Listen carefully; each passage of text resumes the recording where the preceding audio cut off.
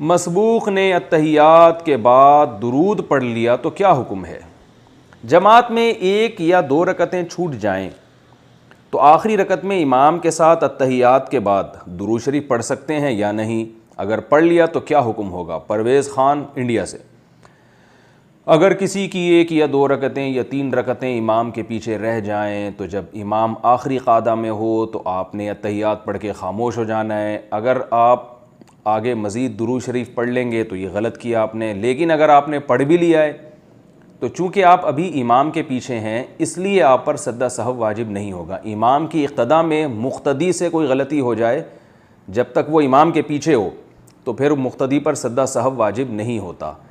ہاں، جب امام نے سلام پھیرا اور آپ کھڑے ہو گئے اور اپنی نماز آپ نے شروع کر دی ہے، اس دوران اگر آپ سے غلطی ہوگی تو پھر آپ پر سجدہ سہو واجب ہوگا۔ مالک پیسے دینے سے